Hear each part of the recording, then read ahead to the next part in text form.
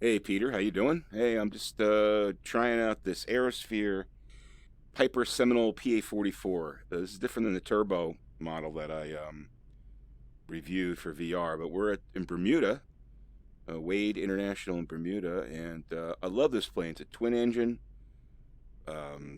Gets about 160 knots, pretty good range. It's got a 530 GPS in it.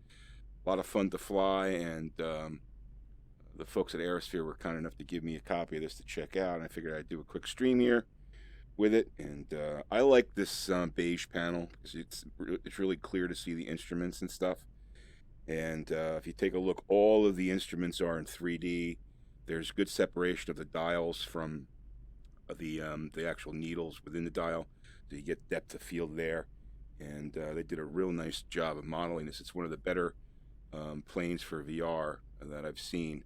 The best one I've seen is the stock 172, but this plane is right up there. I mean, everything is very visible and very easy to see. Now, it does also work now with Oculus Touch. I get my touch controller in here. Use two of them. I'm just going to use the one, but it's got some functionality, like you can open the window here with the touch controller. You can, I don't think the scroll works with a touch controller. It doesn't. But you can do some functionality with it. You can, turn the switches on and off. That works. So you're going to find, and even Daniel Church said that you're going to find that different airplanes have different functionality and capabilities with touch. And they're actually looking, FlyInside is actually looking for people to tell them or suggest which planes they want to see. This is one I'd want to see because I love this plane. One of my favorite planes. So anyway, that's the VR rub on this one. Let's get up and fly. A lot of fun. Fly, and like I said, I'm here in Bermuda. Check our frame rates. We've got 37 frames per second in X-plane and 94, 95 in the Oculus Rift CV1 headset. Plenty of frames. I can move my head around freely, and I don't get any motion sickness or any blacking or anything like any screen tearing or anything like that. It looks really good. So I'm using standard scenery here. I don't believe I have the mesh scenery for Bermuda installed. So that's probably one of the reasons why the frame rates are so high. But with this plane, I know even in the areas where I've got the high definition scenery, it's still the 20, 25, even 30s, depending on where it is. So anyway, so let's give her a go here. Enough with me yapping. Both engines running. Okay. Rudders look good. Everything looks good.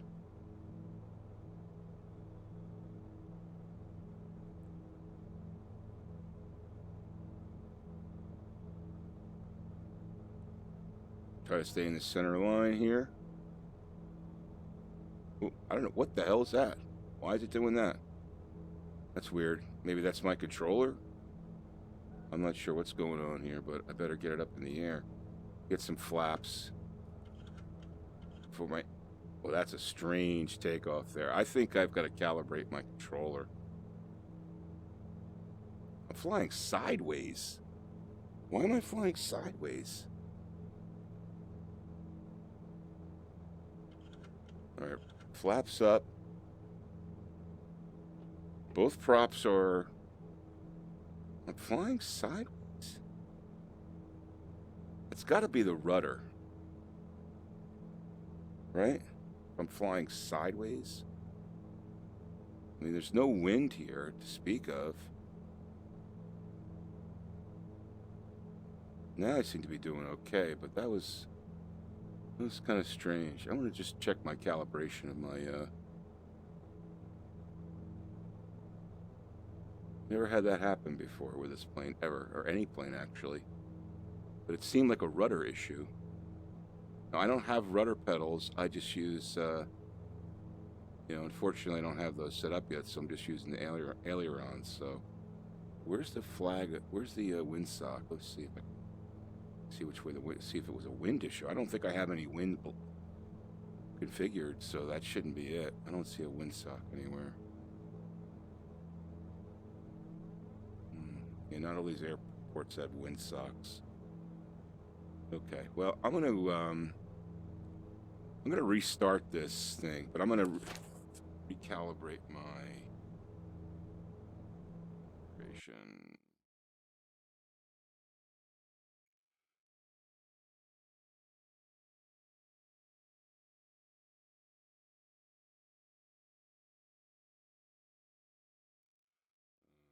Change location. We'll just do this again. Start flight, new flight. Let me go in and recalibrate my. Where's my joystick? Boom. Let's do calibrate. Okay. So throttles good. Prop good. Okay. Pitch. It's all the way out. It's all the way in. It's left. It's right. Okay, let me just get this thing right, because that should be right in the center. Right there, good. Next, get everything in the center. And we're going to center the controls. All right, so that should calibrate everything. Now let's try to take off. Both engines are up. Frame rate 38, 37, good. 95, everything's good. We've got plenty of gas. And let's hopefully, it was a calibration issue. It seems to be, the yoke seems to be working fine. Okay. My rudders look like they're set right, which is usually you can tell by the pedals. And I don't see anything abnormal here, so let's give it a go. If I start drifting like that again, that's kind of weird. See, there we go again. What's going on? I just killed an engine.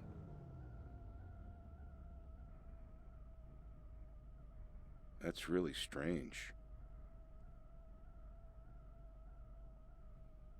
That's strange. Let me see if it's happening with a different plane. Configuration. Let's go with the old standby Cessna Skyhawk. That's really weird. If this is happening, then it's an X-plane issue. Let's try it again. Here we go. Yeah, look at that. Everything's going to the... It's a joystick issue. Now, I haven't upgraded or anything. I can't steer left. Okay, so we got to figure this out. That's really strange. Let's just take a look here.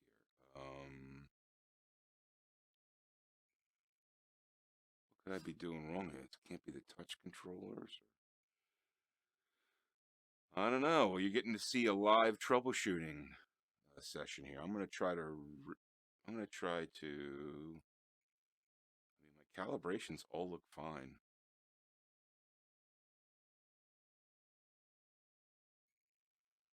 Let me do this. Let me go back to the Seminole. Take the weather. I'm taking all the weather off. Maybe that's the issue. I'm going to take the wind off. I raised the wave height too. I'm just going to put that at 0. And let me just, maybe it's got something to do with it. I don't know. We'll find out in a second.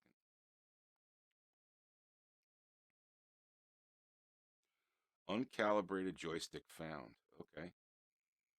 Calibrate now. Okay.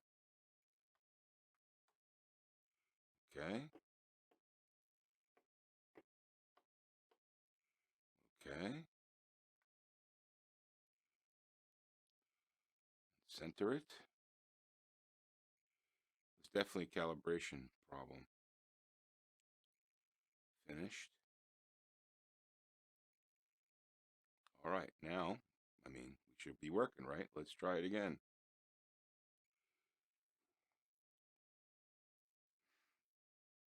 joystick's plugged in. Otherwise, it wouldn't have calibrated. Okay. I'm going to try to restart.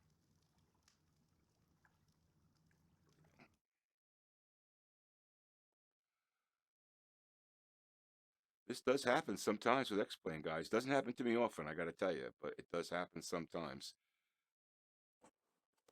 This is actually the first time I've had a calibration issue in since I started using it. So let's go new flight. We're going to stay at Bermuda. We'll go with the Seminole. And hopefully my yoke didn't die. That would suck. Maybe I have to unplug my yoke and replug it in. We'll see if it doesn't work this time. That's the next thing I'm going to do. Okay, so let me get my FlyInside working here. Wow, amazing frame rates there. 40, 39. Okay. All right, so everything, look, I got everything, right? I got everything. Ailerons, okay, that one I can see is working. That one I can see is working. Okay. I can go outside here and take a look at the tail. Elevator's working, rudder's working. Okay, rudder's in that position is straight.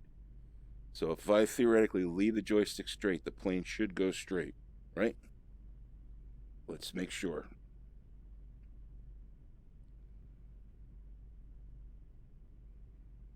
This is the only way, by the way, in X-Plane and FlyInside that you can look outside of the plane. You don't have external camera views, unfortunately. So, all right, we should be good to go. So let's try it.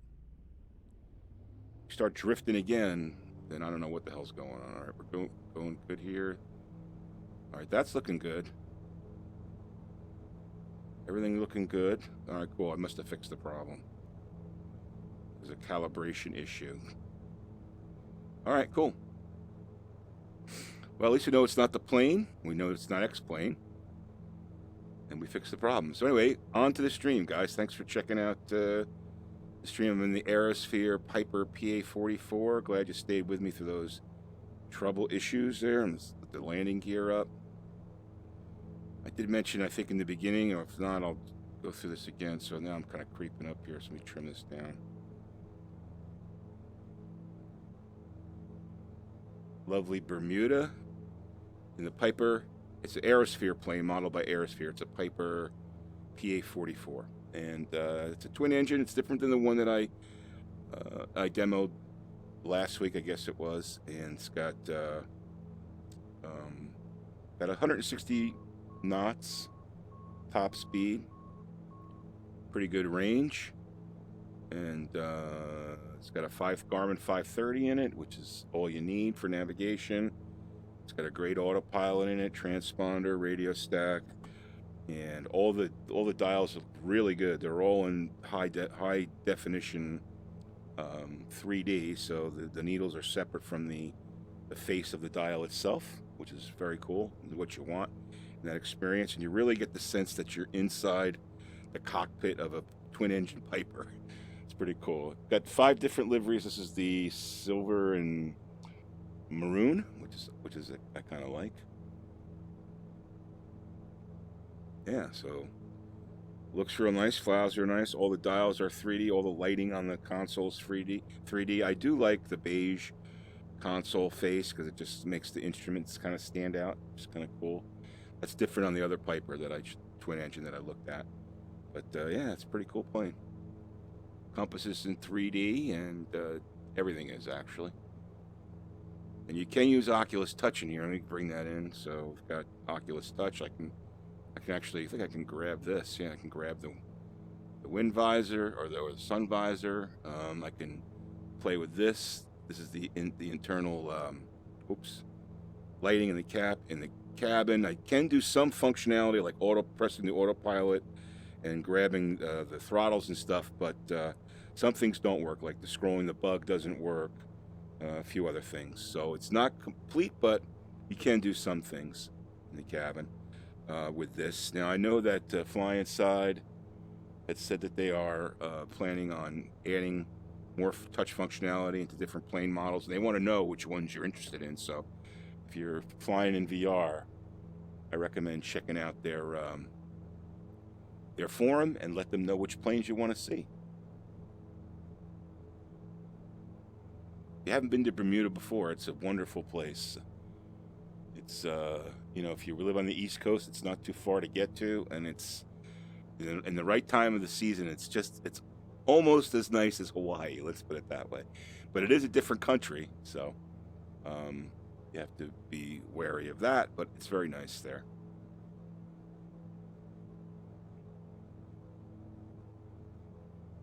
All right, so we've got gonna bring the propellers back to 2500. So you got manifold pressure and propellers to deal with on this plane.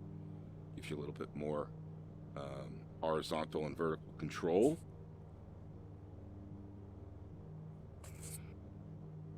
So you can get this on X-Plane. It's I think it's like $23. Very reasonably priced, a little less than the Carenado brands and some of the other brands.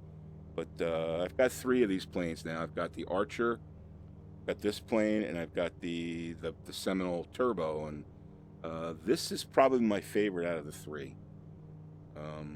Just fun to fly, fun to land. It's got good response, and it looks cool. You know, I love the way it looks. I should have put some wave height in so we could see. Actually, let me do that here. Let me just pause it and get some wave height in here. Oops, that's not what I wanted to do. Paused. Flight configuration. Weather. Let's do the wave height at about. So we can see if we can see it. 4 feet.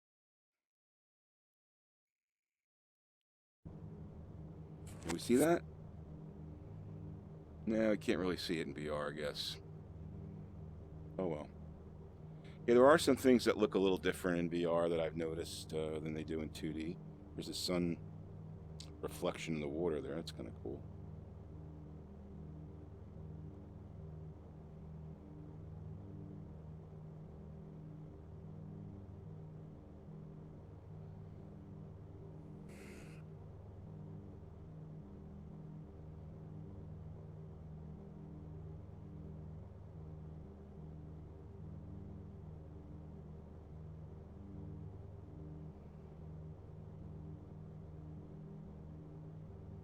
See if we can hit ourselves a landing here at Bermuda Wade. I think it's Wade International.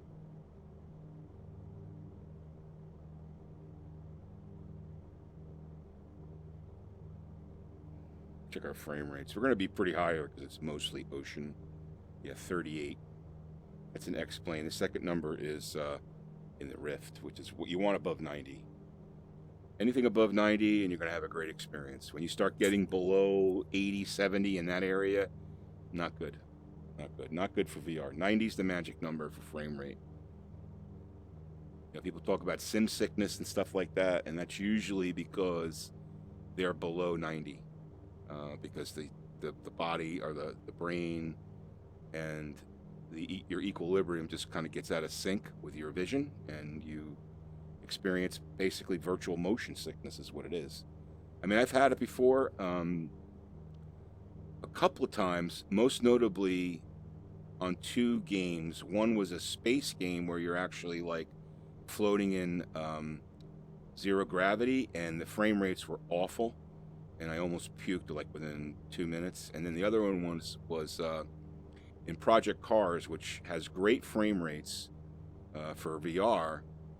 But I was playing the kart racing, and there's like a lot of really fast, quick, tight turns, and it was too much.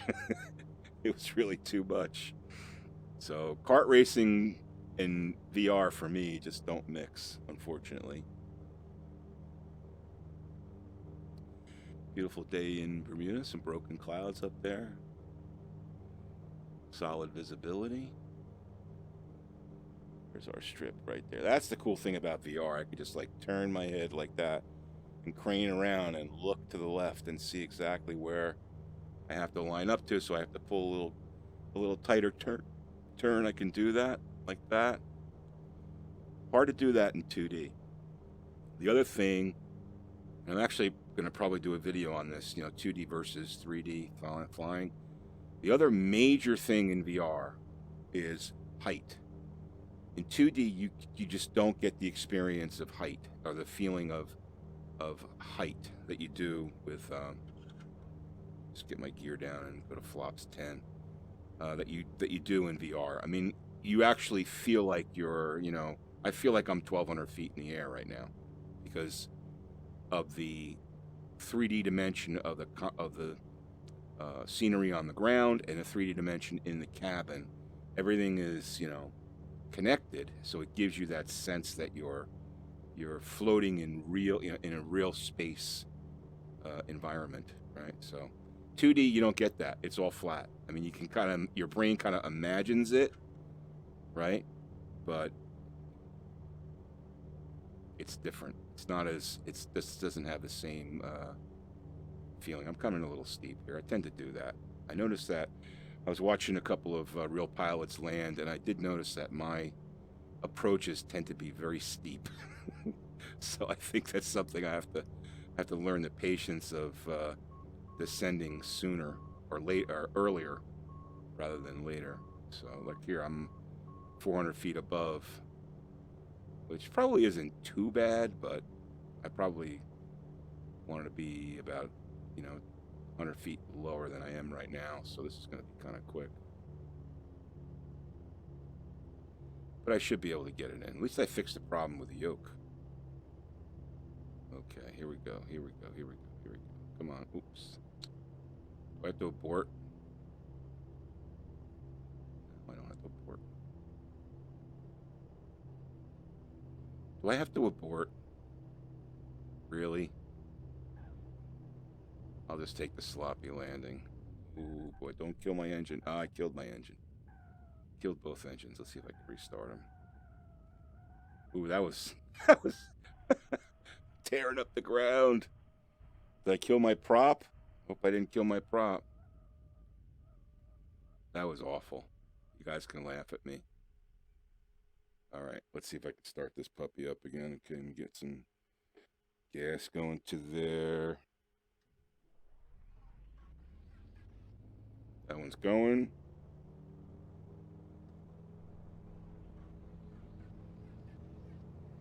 Okay, good. We have engines. Good. Sorry about that. That was pretty nasty.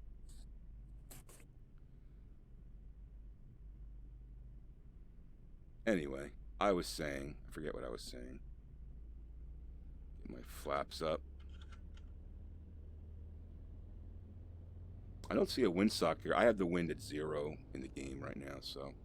One thing I did try was last night I tried real world weather in X-Plane, and I was in Buffalo, and there was like thunderstorms. Oh my God, that was nasty.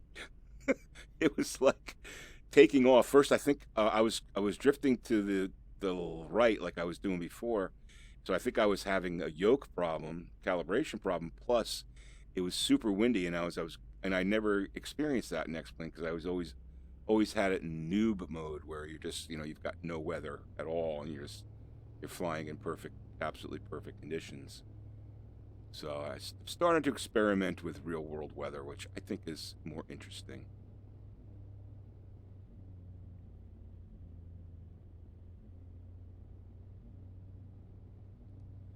Not going to do a long stream here because I'm just taking sort of like a lunch break. But I just felt like flying. I needed to fly.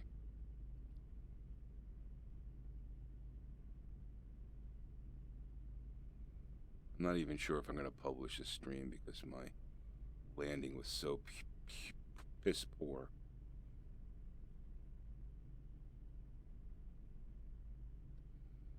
All right, let's get it right on the center line and stop things here.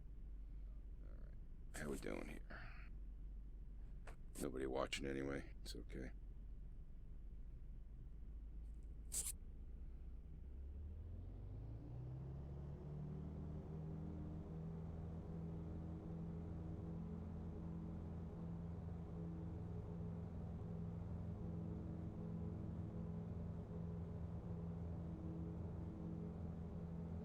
Pop it up. Beautiful. Gear up. It's a fun plane to fly. Highly recommend checking it out. That's just not because I got it for free. It's because I really do like it. It's a fun plane to fly. This one and the Coronado SR22 are my favorite planes. Now, the thing I don't like about the SR22 is that the G1000 just does not function well. I mean, just like holding altitude, unless I'm doing something wrong, the autopilot like doesn't hold altitude. I don't know. It's probably me, but I feel like I've tried everything, and it's just a problem. You know, I don't know.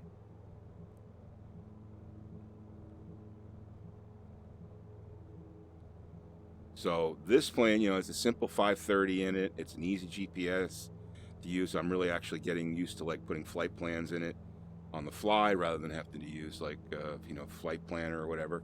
So that's pretty easy, and it's, you know, very functional. I think it's tested, right? It's a tested GPS in X-plane. It's got a few years on it, and it's enough to get you there. And you can, you know, you can fly nav on your autopilot, which is great. Basically set your course and GPS. Put the CDI on GPS. You turn on the autopilot nav, and you're going to follow the magenta lines, which is great. That's what you want. So I'm going to turn around here. See if we can land this puppy.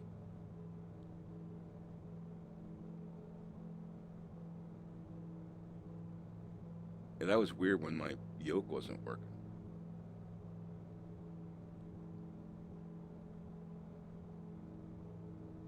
Now, someone was mentioning that I saw on Facebook or something that there's a new version of X-plane available.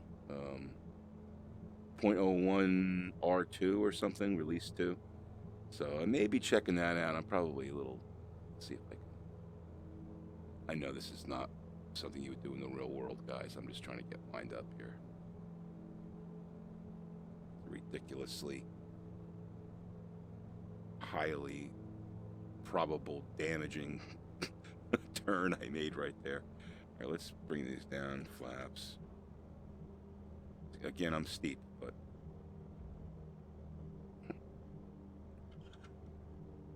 try to slow it down and bring it in.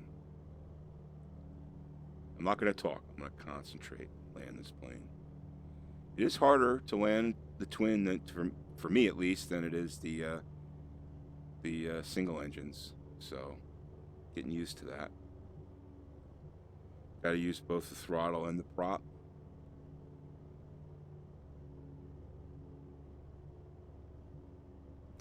Got 3 green lights, so we know our gear's down. We're going down at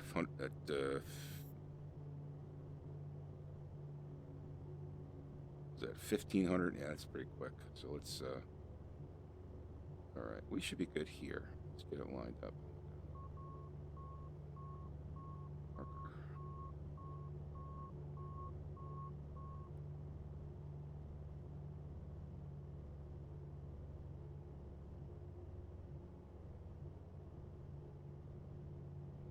All right, this should be okay.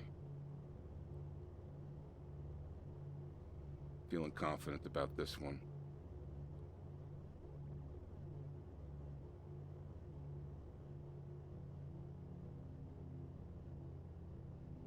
Kind of tilty. Ooh, all right, that's good. Still not a great landing. Not a great landing. I wonder if that's my calibration, because I felt like I was like right on there and then kind of pulled to the right without me really doing anything. So I wonder if my calibration's still screwed. Might be. Anyway. What's up, guys? Got a couple people watching, 3 people watching. Say hello in the chat, guys. Just doing a little VR flying using Oculus Rift, and I've got the Piper Seminole PA44 from AeroSphere. A really nice VR plane. It's got nice VR appointments, everything 3D. Cool to look at. Works with Oculus Touch a little bit. Not everything, but some things do work with Oculus Touch, and pretty cool. So let's try takeoff here. Let's get our flaps. We don't need any flaps on takeoff, I don't think, with this plane.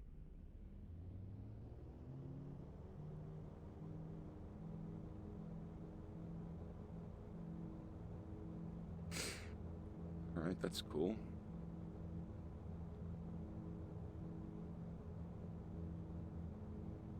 Up and away. Stay on the runway. You're up.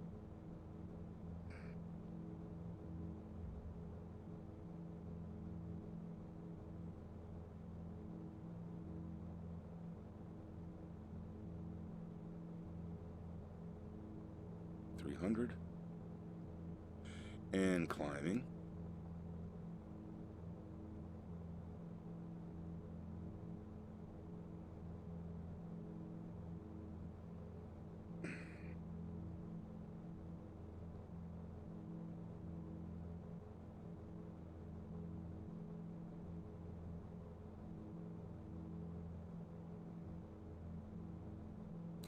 I think I'm going to start getting into Ortho 4 XP scenery once I get my 1080 Ti. I did try. I went to this AI. What is it called? AI pilots. ALpilots.org, I think it is, and they've got like someone went ahead and like created all the meshes for like a bunch of areas, and I did download those and try them. But either I didn't install them right, or it just doesn't look right. This, to me, I believe I'm still using like the standard scenery. So I want to try to improve my ground scenery when I get some time. One of the cool things with X-Plane is you can kind of customize things to your liking, and to me, realistic scenery makes the immersion even better. I mean, there should be a couple of golf courses down there, and they're not there, so. I mean, I know Bermuda only has like 2 golf courses, and one of them is out by the airport, and one of them is out here.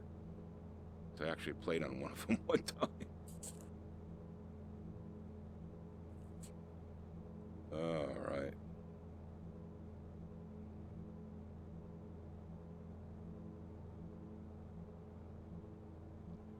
Let's try landing one more time.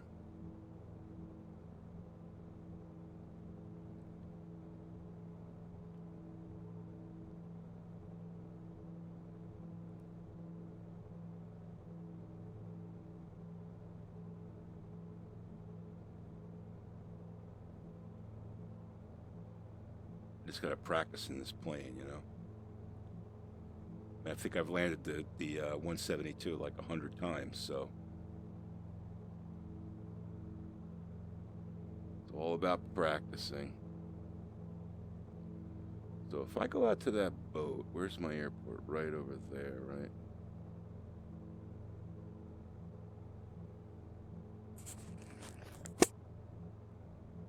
Okay, there's the runway. So I'm perpendicular now. So if I go out to that boat,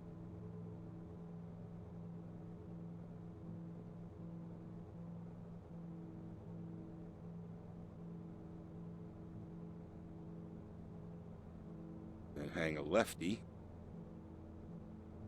Let's trim this down a little bit.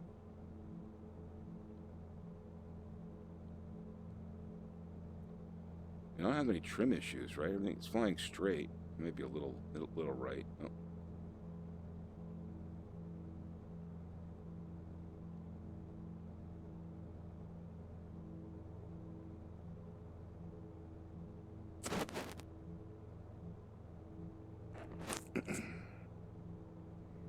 Alright, so we're gonna fly a little bit here, make a left-hand turn, and come in for our approach into Bermuda. I think it's Wade International in a Piper Seminole PA44 twin engine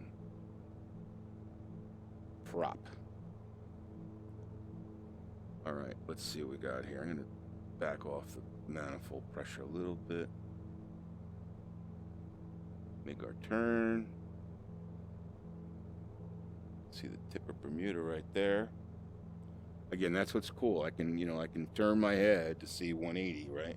I only have 110 degrees of field of view in the Oculus and Vive, but all you got to do is turn your head and you can see everywhere, which is really cool. There's the airport right back there. Where am I at? 4,000. I better get down. So I'm going to go down here. Get lined up.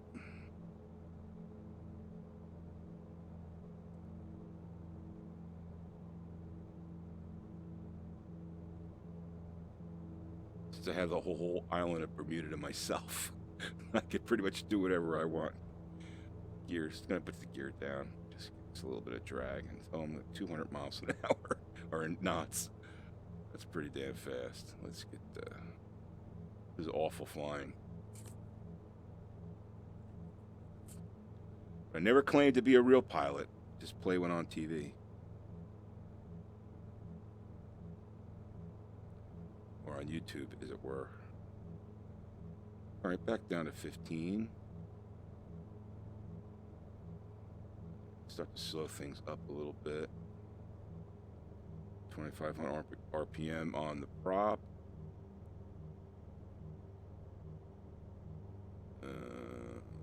Get our vertical speed down. We're at 1,000. About 3/4 of a mile out, it looks like. Line it up. Gear down. Now we're descending nicely. That's nice. See, that's now I could use ILS and use the approach function on autopilot. I haven't done that much. I'm going to start getting into that because I think that's a great way to cure my steepness.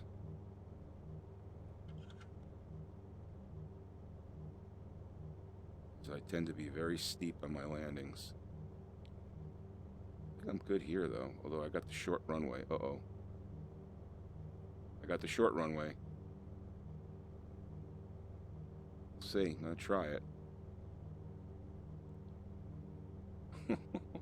I didn't realize this was the short runway. Uh-oh. I might end up in the Atlantic Ocean.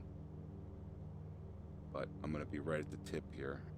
Oh, is that even a runway? No, it's a taxiway. Ay, ay, ay. All right, well. Give it a shot. Emergency landing. I need to land on the taxiway. Emergency, emergency.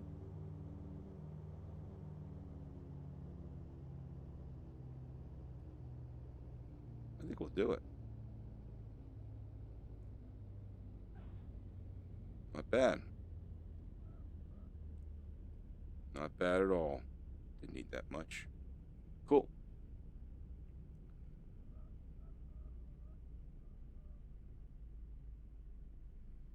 Alrighty.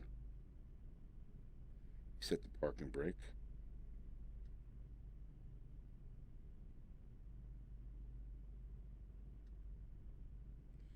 Let's see if I can go outside and show you this plane. This is the only way in FlyInside an X plane that you can go outside the plane. I have my hat switch set up so I can go left and right and up and down. So I can actually just go like this and show you what this plane looks like from the outside.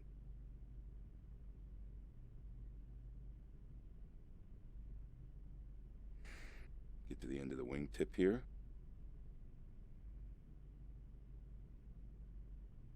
And there you have it.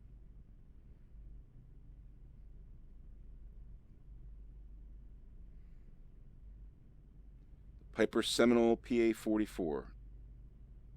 Nice looking plane. Fun to fly. Older model, I think. It's probably been around, I think, since like the 70s. But I can actually go up here too if I wanted to take a look at it from up the elevation here. It's just a little slow because they're going pixel by pixel.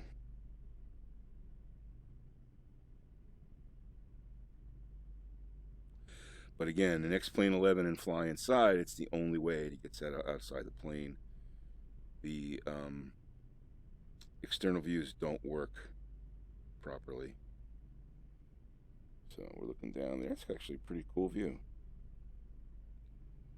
Then we can do put ourselves right in the cabin.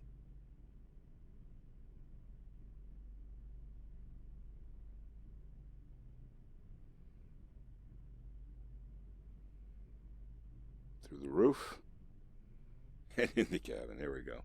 All right, guys, just a quick stream. Yeah, I know, dude. I totally blew that. I know. I totally missed it. I totally messed that up.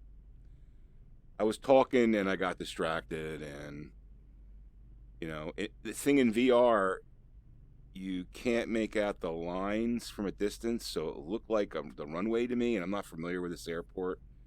So, hey, what can I say? I made a mistake. Oh well.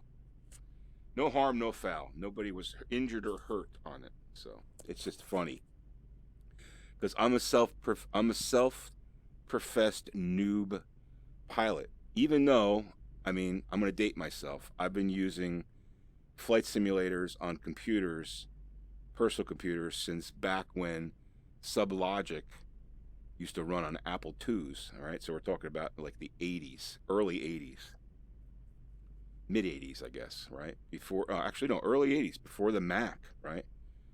SubLogic, flight simulator, and then Microsoft bought SubLogic and turned it into what Microsoft Flight Simulator and blah blah blah. And then it became FSX, which then got bought by Dove. But anyway, yeah, I've been in flight simulator, so I'm a good flight sim pilot, but I'm not a real pilot. That's a long explanation.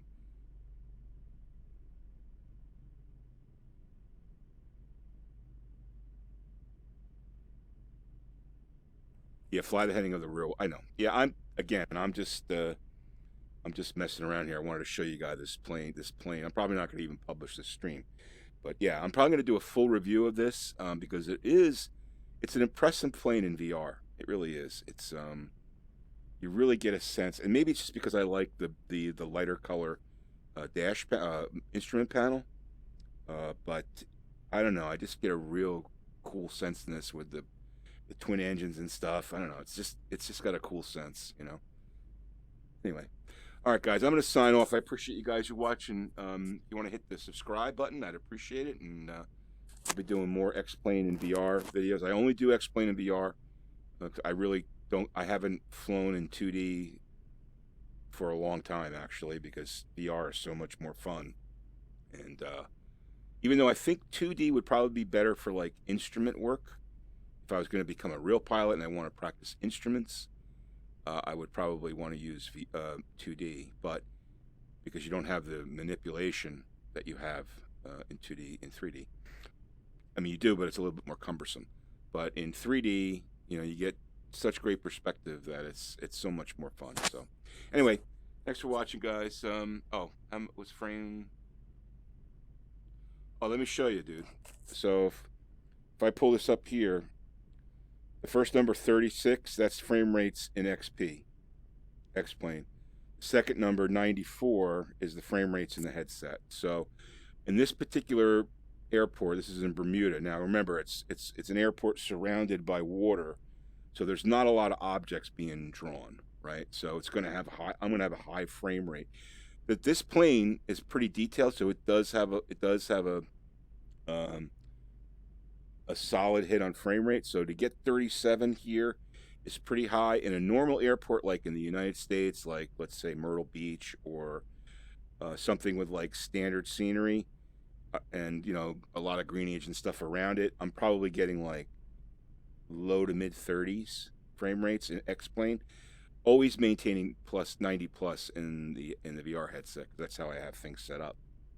But yeah, so the frame rates are pretty good, and you know they could be better, but as long as you're getting above 30 or above, I think the experience is great. When you get into 40s and 50s, and actually I've been in some situations where it is 40 or 50, you know, it just makes it even better. So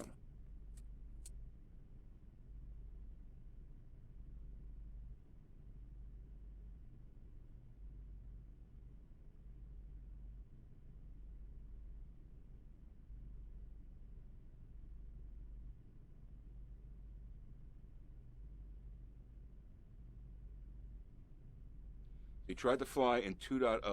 2.0 what? X-plane or 2.0 FlyInside? I'm not sure what you mean by the 2.0. I guess, are you using the Oculus Rift?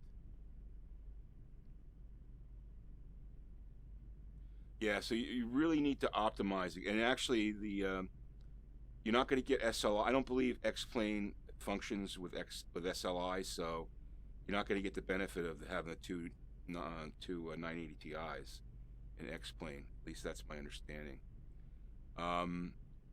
Take a look at my settings video. I did a video on settings for Oculus Rift and my configuration, which is my configuration is a 1070. So a single 1070 is like probably just about the same as a single 980 Ti. Probably pretty close. Maybe the 980 Ti might be a little bit less, but it's probably similar. But if you check my videos, I have a video on settings set up for VR. That might help you. I had to reduce the number of real-world objects, and that made a big difference. And also in FlyInside, I had the second to highest graphics rating rather than using the 4K rating. Because when I went to the 4K rating, it ate up my graphics card, and I got stuttering and stuff that you're talking about. So check out that video because that might help you get it set up. Now I've got a 1080 Ti on order, so I'm actually, once I get that, I bought an EVGA Superclock 2 card. Hasn't shipped yet, so once that ships, I'm going to be moving up in frame rate. But the 1070 is like a good comparison, I think, to the 980 Ti. So that might help you. Yeah, hope that might help you. You got to remember too that X-plane, I believe X-plane 11 is pretty CPU intensive, so I'm not sure what CPU you're using, Mike. What can you tell me what CPU you're using?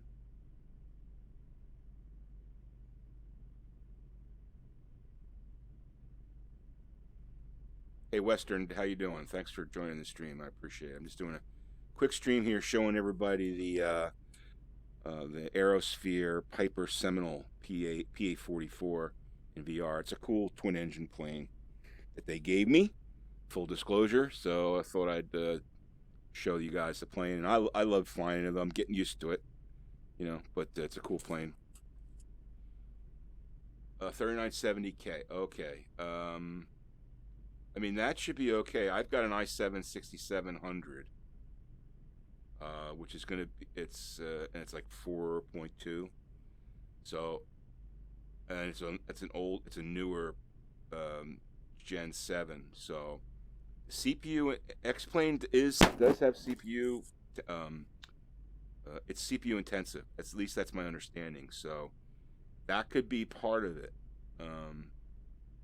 So you really have to, you got to tweak your settings. 5930, okay. You got to tweak your settings to match your config with this flight sim. You really have to, because the graphics are so intensive. And I would say that the real world number of real world objects, I would start at like low and work your way up to an acceptable frame rate. That's what you have to basically do, because you want the graphics to be as cool as possible. So I have mine. Actually, I can show you how I have it set up. Give me a second here. So you can take a look at my graphics. I've got again, I'm using a 1070 with using a 1070 with an i7 6700. So I've got visual effects on high HDR, and I don't go to the max setting, because at least for me, I have issues like you get some really weird aliasing. So I'm at the high setting, max texture quality, right? No compression, so it looks the coolest. Here's the aliasing. I've got dark draw shadows on scenery off, because that's a big CPU killer. I have number of world objects on high, but if I'm like flying in a city like New York, I would lower this right now with the 1070. And reflection detail off, because I've read that there's issues with this, and in VR, and it causes some issues. So until I hear anything different, I would recommend not using that. So that's how I have it set up for VR.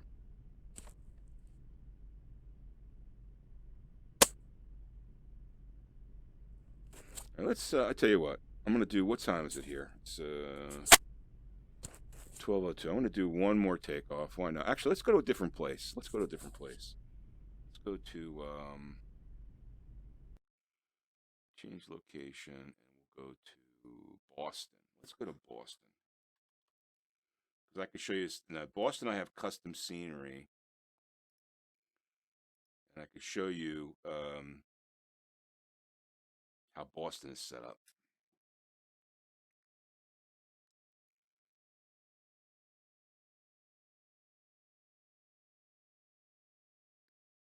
I'm going to go to Logan. Because Logan, I want to show you the custom scenery. Yeah, K-Boss, right. Starting to, you know, it's, I don't know all the codes. That's why it's nice to have the search.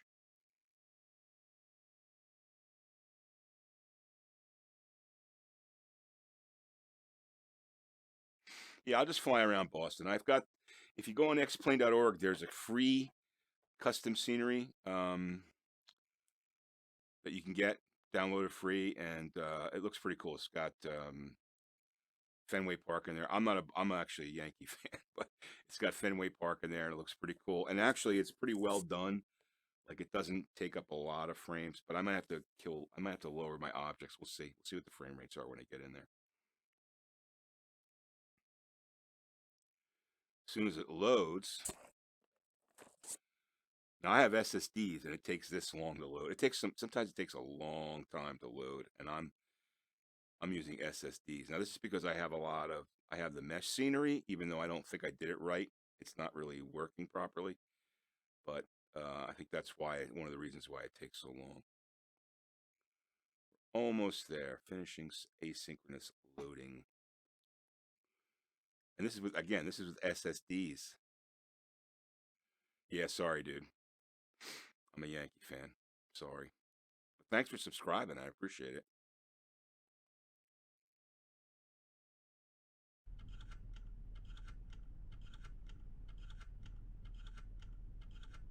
I don't know what that clicking is.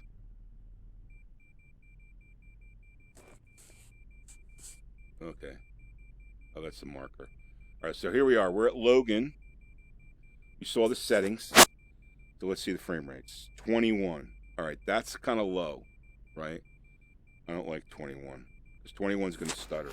So I'm going to go back now, and let's go to here. I'm going to have to recreate. I'm going to go to medium. It's going to have to regenerate, but I was at 21 at high. Let's see what I am at medium.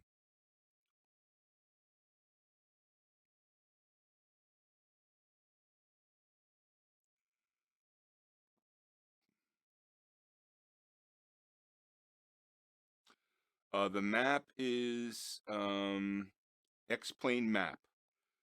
Pretty sure you can find it on xplane.org, and what it does is it basically puts you on a Google map in a Microsoft Edge window, and you can see where you are. Now, the terrain feature doesn't work on it, but at least you can see some map of where you are, you know. It's called X-Plane map. Yeah, dude, and in the thing, in the download, they have a description of how to set it up and stuff. It's pretty easy to set up.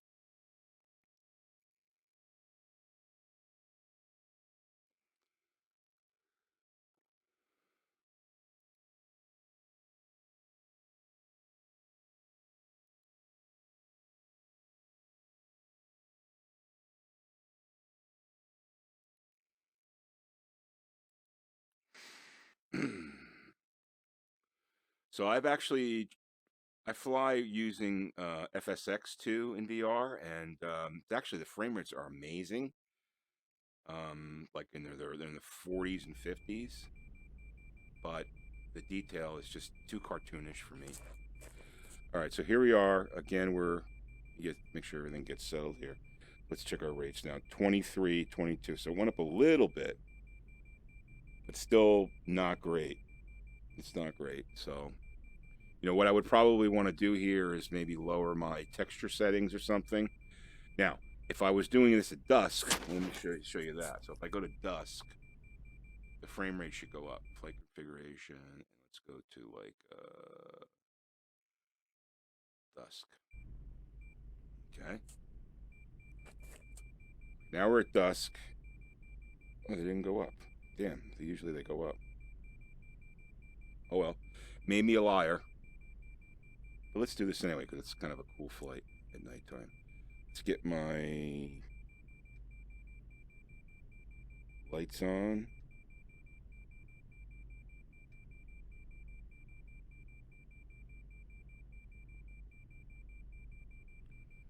Okay, cool.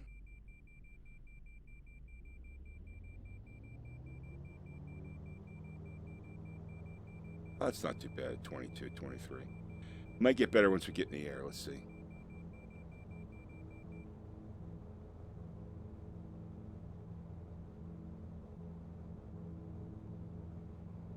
Up and away. Gear up.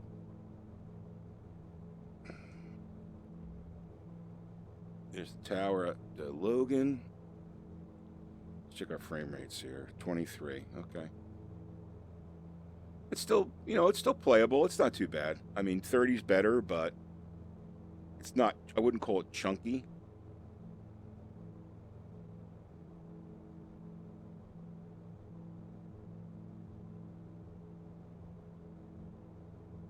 See, this is the cool thing. I could turn my head and look right out the left window. That's the cool thing with VR. Not have to, like, press buttons or... There's the city of Boston.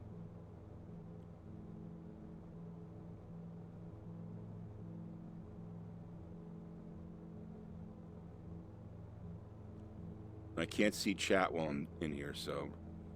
FlyInside does have a virtual window feature, so I can actually pull chat into here, but it doesn't work well with X-Plane. It works better with FSX. I'm not sure about P3D, but let me trim down here a little bit.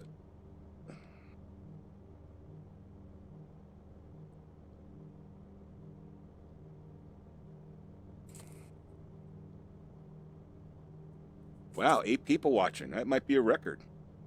Thanks for watching, guys. Hit the subscribe button if you like what you see. This is Bambino doing some X-Plane VR flying in the city of Boston. There's custom scenery that you can get on xplane.org. And I'm in the the AeroSphere Piper Seminole PA44. Not the turbo, the regular one. And I like this one because it's got the beige flight panel, or instrument panel.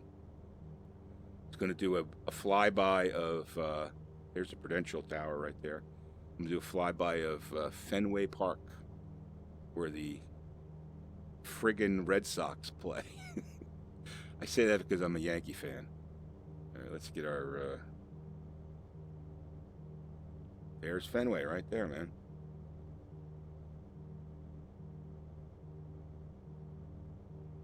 Pretty cool. It's like it's not game time yet.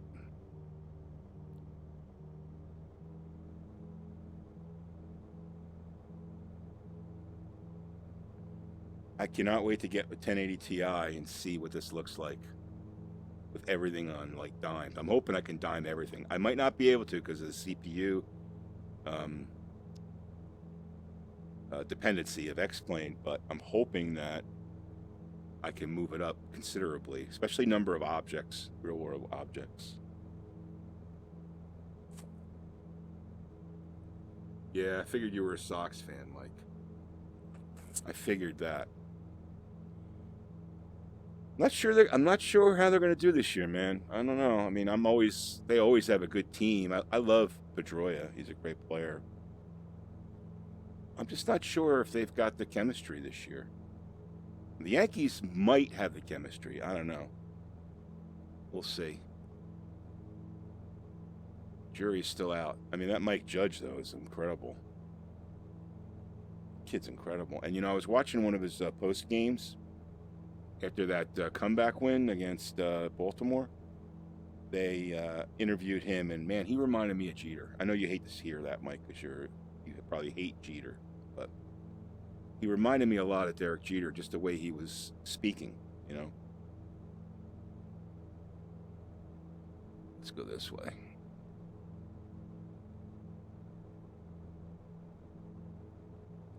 I just put a lot of G-forces on those wings. Yeah, this plane is actually like $23, I think. No, there's no screen tearing.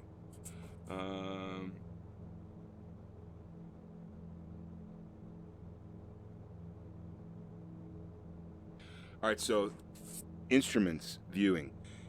It's much better than DK2 from what I know. I never had a DK2. I've only had CV1, but I could tell you that when I'm right about here, I can see everything on that altitude indicator and the vertical speed. I can read everything. When I'm here, I can easily see the dial, but the small print is tough to see. I can read the GPS numbers, so they're a little blurry, but I can read them. Now, keep in mind that I've got FlyInside set to 2880 instead of 4K because of my graphics card, but it's not fuzzy like I've heard reported as it was with DK2.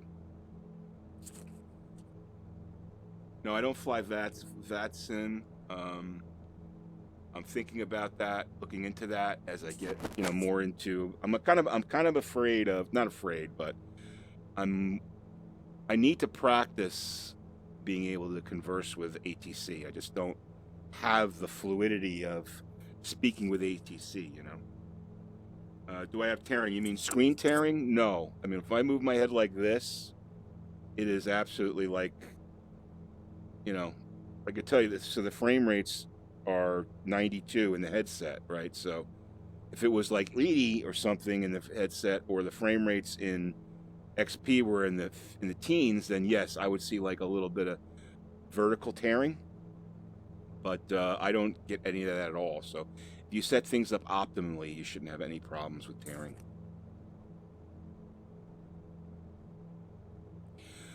Yeah, no, I can sit right here and I'm sitting back in my chair, and in VR, I feel like I'm about 18 inches from the instrument panel, and I can read everything. Some smaller numbers are blurry. Some real tiny numbers are not, I can't read, but I can read everything on the GPS. I can read everything on the dials. It's hard to read like where it says COM1, COM2, NAV1 on the radio stack there, but everything else I can read. So yeah, it's higher resolution than DK2, and I've got my settings. I'm using the Oculus debug tool to set sampling at 200%. So I've got the Rift, the CV1 maxed out in its ability to produce on the inherent screens. So the default is 1. So if you use that debug tool, you can get it up to 200%. There's a Logan there. I gotta spin around. And where am I at? 5,000.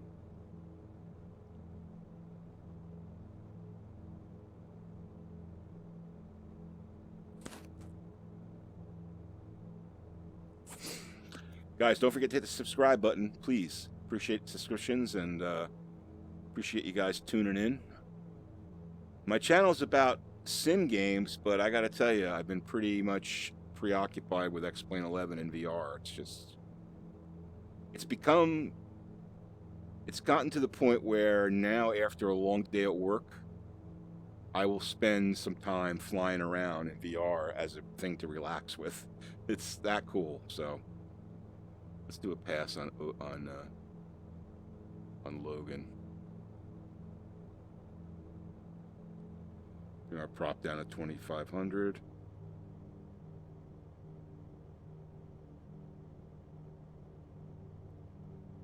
Then I don't know if you guys weren't here before, but I actually have you can use the Oculus Touch now and fly inside. Different planes have different capability. Not all of them allow you to do, like, I can grab the sun visor here. I can grab the throttle if I want to. I can flick switches pretty easily like that. There's boom, boom. Turn it on. Come on, there you go. So they just released this in the 1.8 of FlyInside, so they're just starting to get things tuned in. It'll work better on the stock planes. Like, you get a lot of functionality in the stock 172, and they're looking for people to tell them which planes they want to work. It's basically, it's plane dependent, right? You have to build in things like up here, the cabin light. If I click on that, up comes this little graph that I can use to turn the cabin lighting on and off. Okay, so those kind of interfaces have to be built, like for like the bug. The bug doesn't work on this one, like, but you know, if they once they get to this plane, they'll put that interface in there. I mean, I can see using the Rift. I mean, the touch controller sparingly. It is a little bit awkward because you have to grab it, but if it's right there and right next to my mouse, I can pretty much grab it, pull it, make a change, and put it down. You know, it's just like using the yoke with VR. Once you get used to where all your equipment is, then you know, you kind of like I just know my throttles are here, you know, because I've been doing it for many hours. So let's slow up here. Go down.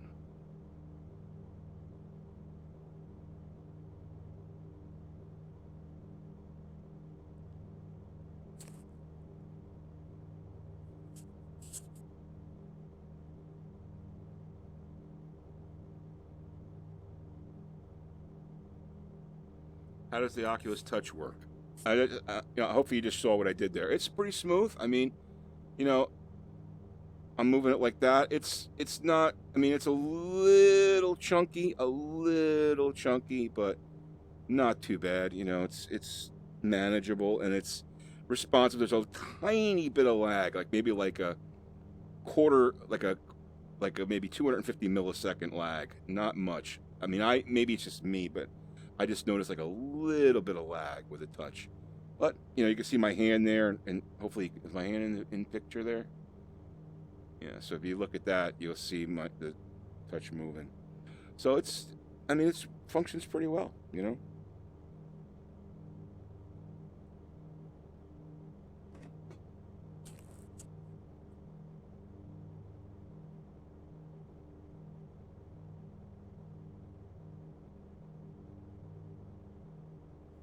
Well, as I was saying before about the touch, I would be cautious if you're going to buy it just for this, for X-Plane, because FlyInside has said, and Daniel Church actually just put a video up that said it's got limited capability based upon the plane, right? So, and they're working to improve that, but it's going to take some time. Like in this plane, you could not completely navigate using touch because not all the buttons work. The stock 172, all the buttons, all the functionality in that plane pretty much work with the touch. So if that's the plane that you fly, then yeah, you'll be really happy with the touch. I use a combination of the mouse and the touch, and it's okay for me, you know. I mean, the way I look at it is, as the touch becomes more and more feature rich in each plane, it eliminates the need for me to buy external switches and throttles and all that stuff, right? Because all the navigation stuff you could do with that, you don't have to buy all that. So you can, you know, your investment is really your headset, your VR headset, and you need a yoke. I think you really need a yoke. But yeah, so I'm happy that they provided the touch support. The one thing that I'm really waiting for X-Plane or FlyInside to work on is enabling you to do different views in X-Plane. Right now, you can only have a 3D cockpit view while you're flying. You can't do like external camera views, which is really kind of tough for a person like me who's, you know, streaming and doing videos, because I can't really show the outside of the plane. People like to see the outside of the plane, you know. So that's kind of limiting, but I know that they're working on it, and it does work FlyInside FSX. So I'm sure at some point they'll get it working. Hey, you bet, Han. Hanny, thanks for watching. Make sure you hit the subscribe button. Lots of X-Plane and VR coming. I'm actually planning a coast-to-coast U.S. trip. It's going to be 4 legs, 4 different videos. I think I'm going to use this plane. I was thinking about using the SR22, but I don't like the G1000. It just doesn't function right. Like, I can't get the autopilot to work right. Maybe it's just me, but I mean, I love that plane, but I think I'm going to use this one for that. Or maybe I'll switch it up. One time I use one plane, one time I use another one. That's probably what I'll do. But in any event, so yeah, I want to do a cross-country trip, 4 legs. Each leg will be like 400 and just under 500 nautical miles. And we'll get across from Myrtle Beach. I'm going to go from Myrtle Beach to San Diego. It's like 1,900 nautical miles total or something like that. So it's the shortest distance, one of the shortest distances to go coast to coast. That should be fun.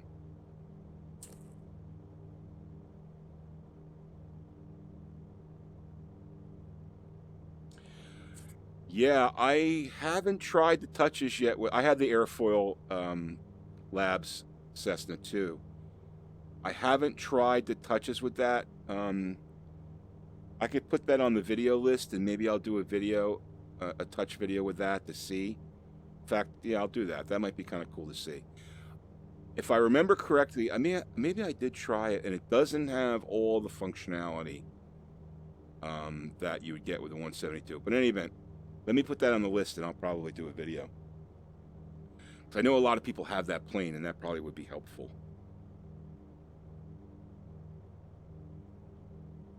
This is the cool thing about VR. Like I said, let's just look out the right window. Turn my head. Oh, well, look out the right window. Oh, see. It's probably out. Nah, let me look out the left window. Oh, that's cool. It's just so cool to be able to turn your head, especially when you're landing, because the spatial awareness is just makes it so much easier than, you know, being a hack like me, a hack 2D pilot. The other thing I was saying before in VR is the height. You don't get the sense of height in 2D that you do in 3D. It's just, you can't. I mean, you literally feel like you're up 2,000 feet in the air.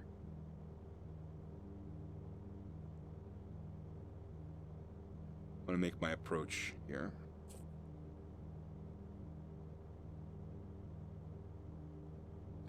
I totally agree with you, Hanny. I totally agree with you. Once you start flying sims in VR, even like I've got Project Cars, and that's incredible in VR too. You can't do it in 2D anymore. It just doesn't have the same excitement to it, you know. All right, I'm going to make my approach into Logan, Boston Logan, assuming that I got clearance.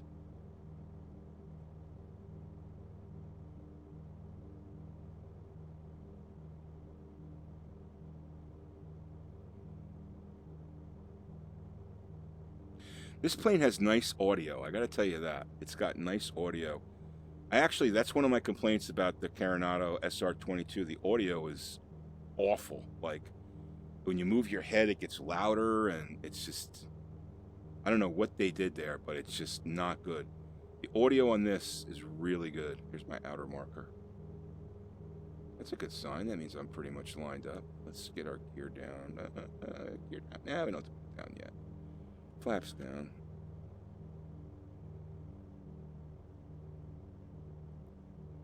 Yeah, the audio on this plane is real consistent. No matter where you move your head, it always sounds the same. In the Coronado SR22, it's annoying to the point where I have to like turn it off. Because if I move my head forward like this, it gets really loud, and then back here it'll be fine. So if you keep your head in the right position, you're okay, but you got to keep it in the right position. And I don't know if that's a VR thing or if that's just a, you know, fault from them. I haven't tried that plane in 2D, so. All right, so I'm not gonna be able to see chat while I'm landing here because I got to take my headset off to see chat. We're at 120.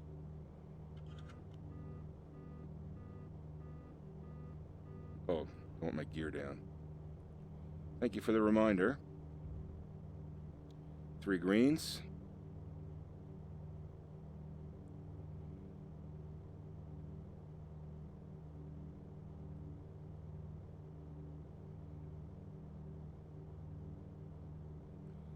take the big long runway.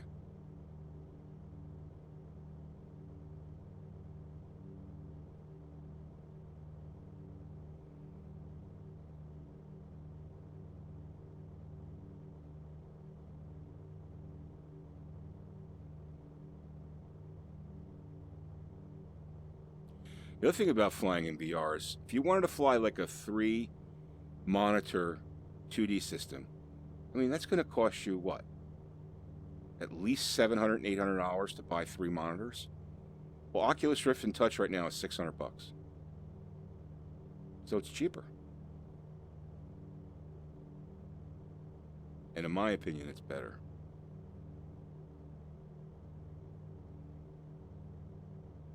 Most people will tell you, even real world pilots will tell you it's better. Those last flaps, 80 knots.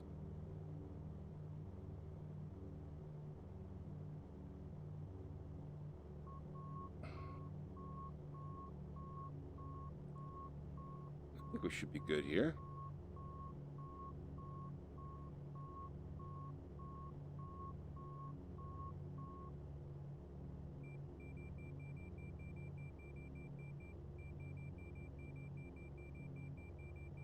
$60 knots. It's a little slow, but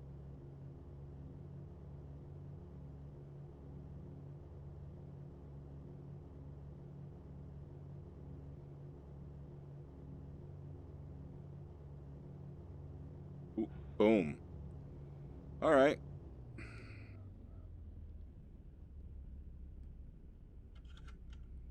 I'll take that landing. Even before the piano keys.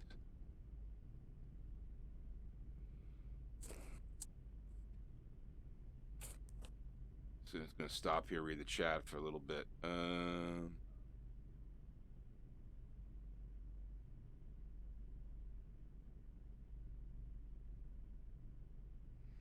Oh yeah, I had DCS, the free version, and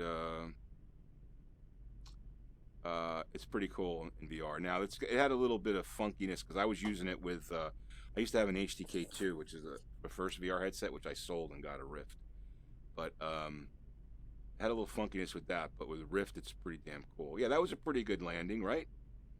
Pretty good landing. All right, guys, I'm going to call that a stream. I appreciate you guys watching, and we got off to a kind of a rocky start there, but I'm happy everything worked out. And make sure you check out this plane, the AeroSphere Piper Seminole PA44. It's a nice plane. Really do enjoy it. And yeah, that's a good idea for a video. I'll do a touch, see if we can do a touch video on the Aerofoil Labs 172 SP. Okay? All right, guys. Appreciate it, and have a great day, guys. Yeah, it was fun. I appreciate it, Henry. Thanks for hanging in there. Take care.